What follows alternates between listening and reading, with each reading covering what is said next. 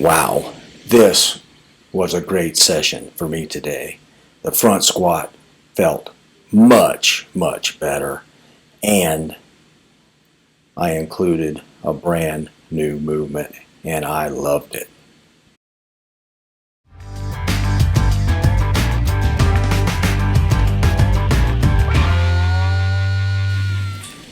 Hey gang, welcome back to Mark's 60 Plus Fitness Journey.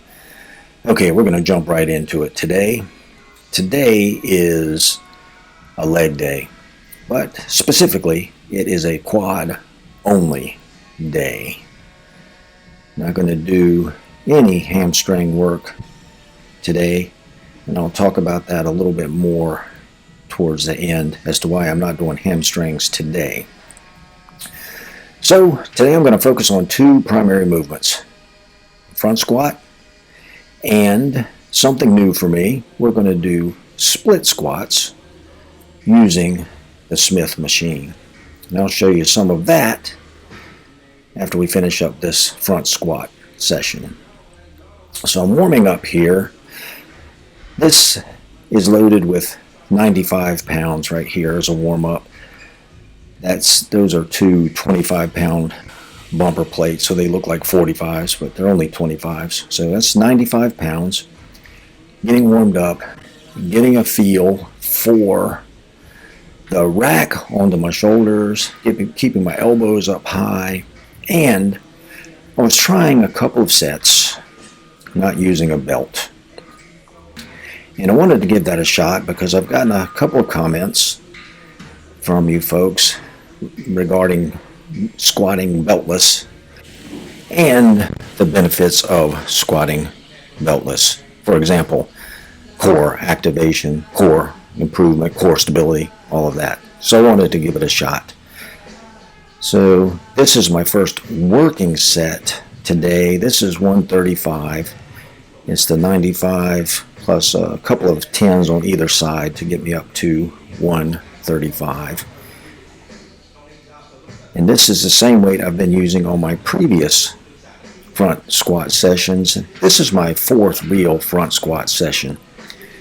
And I have to say that today's session was a 100% improvement over the previous three, in that this feels way more comfortable.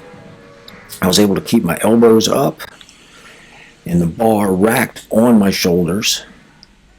I was able to keep my back relatively flat, straight, vertical, if you will, and my depth was good. Now, as you see, I opted for a belt on this second working set, and I think I'll stick with the belt for a while until I nail down the technique on this front squat a little better, till I feel a little more secure and comfortable with the movement.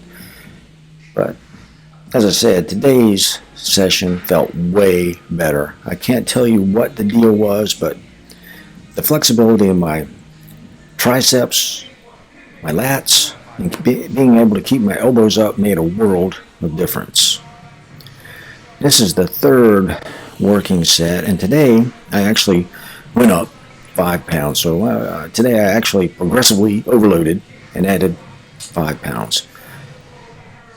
Just to get the ball rolling and get some inertia going. Again, this was a good set. I think the limiting factor right now is, to be honest, fitness. I was huffing and puffing. These front squats are hard, and they do hit the quads hard. So there's some huffing and puffing, so there's some fitness that's limiting me. And up to this point, I think the technique was limiting me. But today, I think I got past that a bit. So that was an excellent front squat session, and I'm looking forward to the next one. So that's on an upward trend, and that's awesome. Now here, before we close up shop, I want to show you the split squat using this Smith machine. There's a couple of benefits here.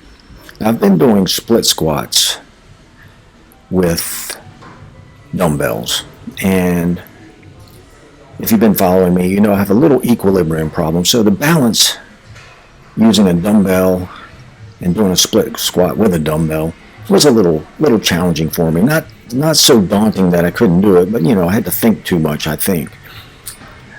With this Smith machine, I'm able to just hop under that bar and get set up and go at it. And I have to tell you, this thing hammered my quads. The quad activation on this movement for me was amazing. And like I said, I felt like it was under control and it was smooth. And another cool thing about this is I only have a 25 on either side there, so there's not much weight there. I guess we could call that 95-ish pounds on the Smith machine. Doesn't really matter. All I know is it was enough weight for me to do 3 sets of 10-ish reps, 10 to 12 reps. So I did 3 sets of these, and as I said, they hammered the quads for me, in particular the outer sweep, which is what I want to hit. So we did 3 sets of front squats, 3 sets of these split squats, and we finished up with some leg extensions, 3 sets. So that was a total of 9 sets of quad work today. And when I walked home, my legs were quivering, so we hammered the quads. I didn't do any hamstring work today because I'm going to try as an experiment to do hamstring work on deadlift day. As a matter of fact, deadlift day is now going to be, obviously, deadlifts and RDLs, Romanian deadlifts, and hamstring work. I've done that a couple of sessions, a couple of deadlift sessions, and it felt good, so I'm going to keep with that. There it was, an excellent quad session, very low volume, 9 sets, but very intense. It was a killer. Alrighty, there you have it. A pretty sweet quad session, if I do say so myself. Low volume, only 9 sets, but pretty high intensity. I've been trying to dial back the volume a bit, in particular on my leg day, and this is my version of that. I tend to overdo it, so 9 sets today, pretty high volume, and I feel good about it because my quads got hammered. And I think in particular because the front squats and that Smith machine split squat really isolate and activate the quads excellently. So it felt great. 9 sets, lower volume, higher intensity, and I'm happy with that workout. Let me know if you think that was enough work. I'm curious to hear 9 sets, is that enough quad work at that intensity level? I'd like to hear your viewpoints on that. And if you would, at this point, do me the favor of hitting that like button, sharing this video with your friends, and if you haven't already, please consider clicking that subscribe button. We'd love to have you here. This is a cool group. Be nice to have you. I guess with that I'll say, till next time, go get 'em. Mark out.